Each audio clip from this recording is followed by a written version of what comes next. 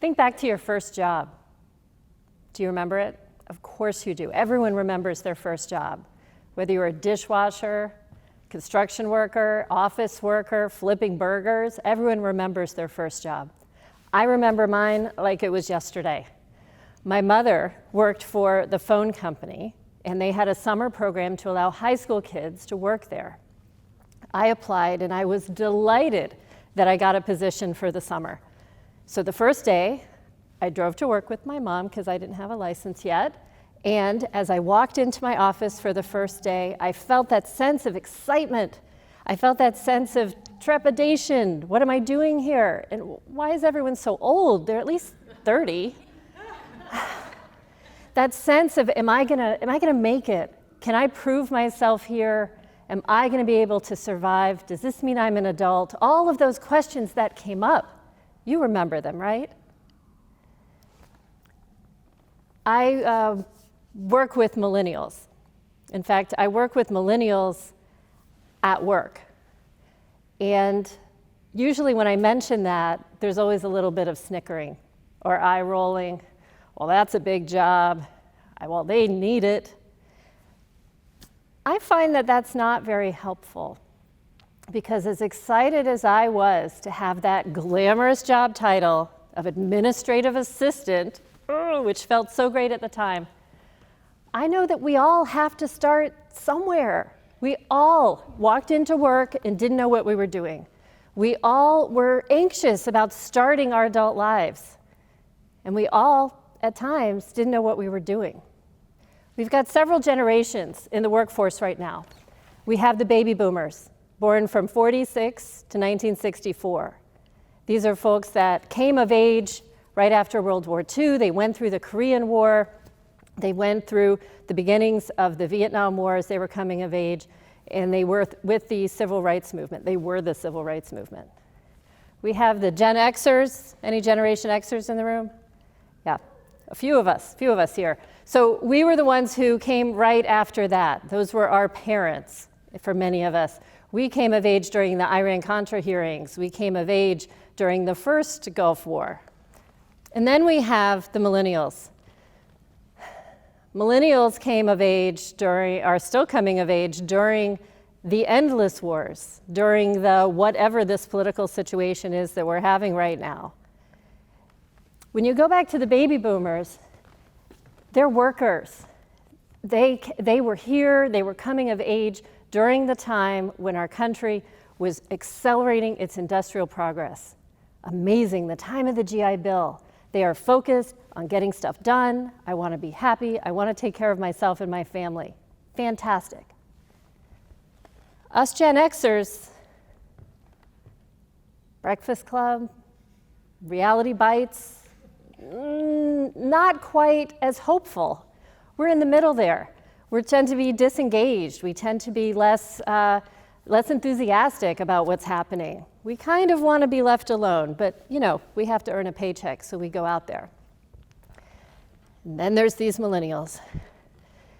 So fresh-faced and excited and ready to change the world and all their new technologies and all this stuff that's happening, and everything's so fast. And those of us who are on these older sides are just exhausted listening to them talk about what happened. Oh my gosh, it's huge. I think part of the reason why the baby boomers and the Gen Xers are so fixated on the millennials is because we see ourselves. We wanted to change the world once. Remember that? We wanted to make things better, and we didn't know how. But we marched and we fought, or we kept our heads down and we worked. We did what we needed to do to try to make a difference in the world. We had new technologies. I still remember my parents telling me about the day their families got their first color TV.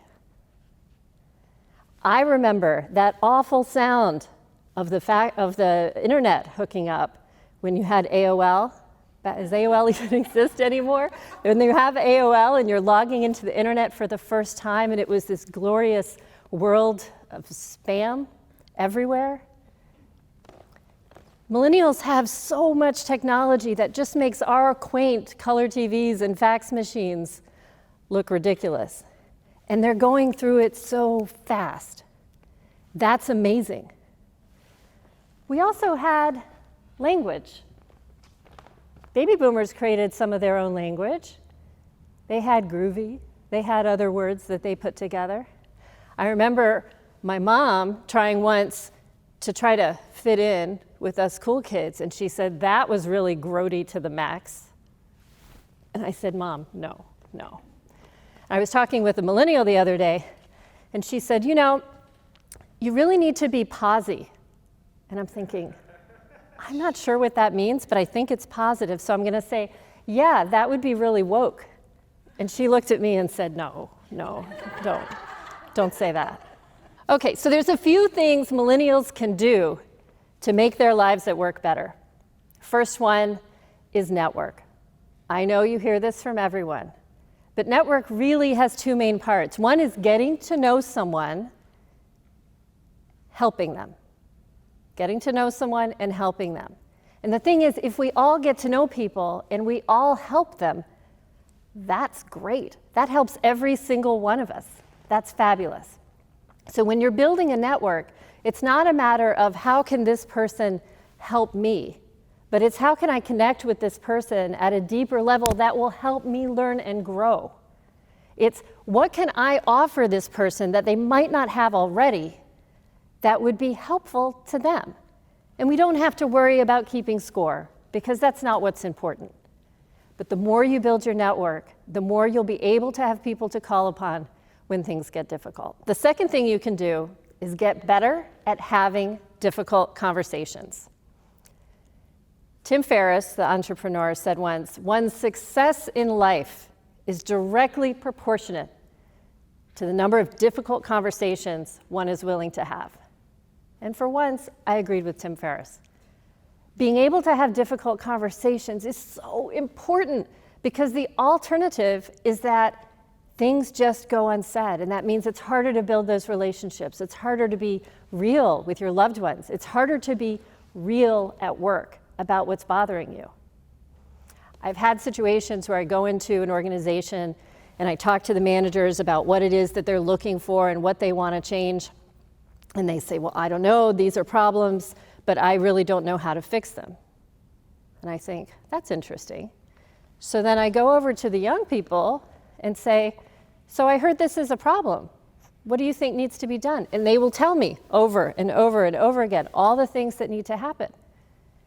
And I say, why haven't you told your manager this? Oh, that would be awkward. They don't really like feedback. They don't really want to hear from me.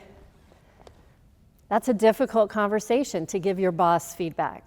It's a difficult conversation to give your staff feedback. But those are incredibly important conversations to have and to learn to tolerate the discomfort. Finally, a good third thing for millennials to do is to think long term. My posy millennial friend told me, we don't think long term, us millennials. I mean, seriously, we get tattoos on our hands. But thinking long term, thinking in terms of this is a really long game we're playing. This isn't just I'm bored today and tomorrow. This isn't just I'm not happy with what I'm doing right now and I don't see an end. This is your life. This is long term. Someday, you too, if you're lucky, will get older, and it will be fabulous. One of the things that's really important for baby boomers and Gen Xers and millennials to do in the workplace is to have empathy for each other. We don't need the eye rolling, which, by the way, was invented way before millennials did it. So we already had that going on. We don't need the eye rolling. And for the older folks on this end of the spectrum, instead of rolling your eyes at a millennial, help them. Share with them what it is that they need to know. There's so much that they are eager to learn. They want to contribute. They want to be part of things. They want to build a relationship with people. They want to be impactful. And that's fabulous. That's incredible. So build on that. Share with them what you know. And if they say things are posy, then thumbs up. That's even better. Now, millennials. I'm going to say this with love. there is no guarantee of fairness. At some point, you may have a boss who's a jerk. You may have someone who takes credit for your work. You may get credit for work you didn't even do. You may have people discriminate against you. You may have people do even worse. Your best friend may cheat on you. Terrible things can possibly happen in life. Hopefully not, but sometimes they can. But expecting fairness is a lovely way to view the world. But being willing to understand that when things aren't fair, it doesn't mean the world's against you. It means you're human. And you're trying to get along with humans the way the rest of us are. Another item for millennials is that you too, God willing, will get older. And someday, you'll be the one over 30 in the room. You'll be the one in their 40s or 50s. Someday, you too will have younger people coming along nipping at your heels. And someday, you too will encounter technology that doesn't come second nature to you. Trust me, it happened to me. This can help you move your life forward in ways you won't even imagine. We all have value. We all bring something to the workplace, whether it's our wisdom, our experience, our ideas, our creativity, our willingness to get along with other people. Those are all things that we bring. We have that value. We also want to feel valued. Expressing empathy toward others, even if they're outside of our generation, expressing help, providing help to others outside of our generation, those are things that help keep the workplace going. And in case you doubt that these can be important things, I remind you, Generation Z is right around the corner. Thank you.